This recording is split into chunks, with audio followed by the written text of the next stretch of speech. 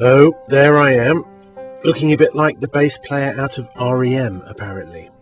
People say that quite a lot. Not, you look like Mike Mills, the bass player out of REM, just, you look a bit like the bass player out of REM. Well, that's cool. I look a bit like somebody whose name you can't remember. I'm not complaining. Some people have to go on Big Brother to achieve that level of recognition. How old do you think I am? At this resolution, I could be anywhere between 25 and 50, couldn't I? For that, I can thank the Nivea for Men range of grooming products.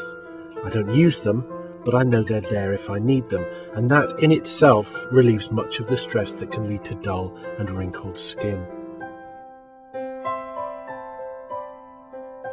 I do know a man who uses Nivea for Men Revitalizing Cream Q10.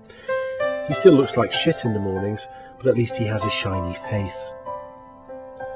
One of the great things about the world we live in today is that the lines have become so blurred between the 7 ages of man that there are in fact now only 4.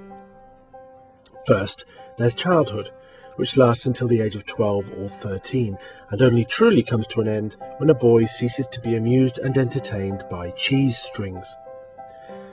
Thanks to the empowering influence of technology and the insistence of feminists that, from now on, women will do all the work, the second age of man can go on for up to 30 years.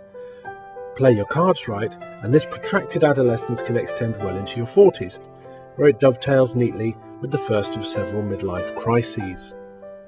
From there, the third age is a merry-go-round of self-discovery, reinvention, and desperate hedonism, until at last Alzheimer's kicks in, and man is again at one with his inner child. I imagine that around this time, cheese strings regain some of their former magic. Within this subtle chronology, a man can, if he works hard and remains aware of his place in the bigger picture, ensure that he spends his entire lifetime being looked after by women. What more noble calling can there be than to be passed from female hand to female hand, like a bucket of very precious stuff? Every so often, there's a story in the news about some breakthrough in fertility treatment that may one day render men obsolete. But let me ask you this, ladies. What will you do when we're gone? What will you look after then? Cats?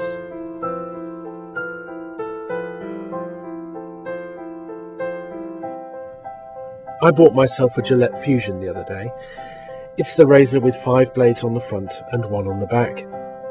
I suspect that the one on the back is there to reach the many parts of the human physiognomy too fragile to withstand an onslaught from the combine harvester of blades on the front. One thing they definitely didn't need to do was put a motor in the handle that makes the whole thing wobble around in your hand. When alien archaeologists are sifting through the radioactive debris of our once great civilization and they come across a Gillette Fusion, they'll know in an instant why we became extinct. Only the residents of some sick evolutionary cul-de-sac could manufacture such a wantonly wasteful device and not question the wisdom of their actions.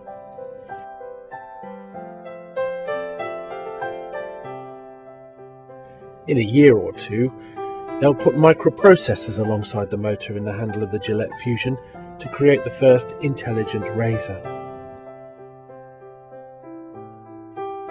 And from there, it's just a short journey to the storyline of Terminator, isn't it?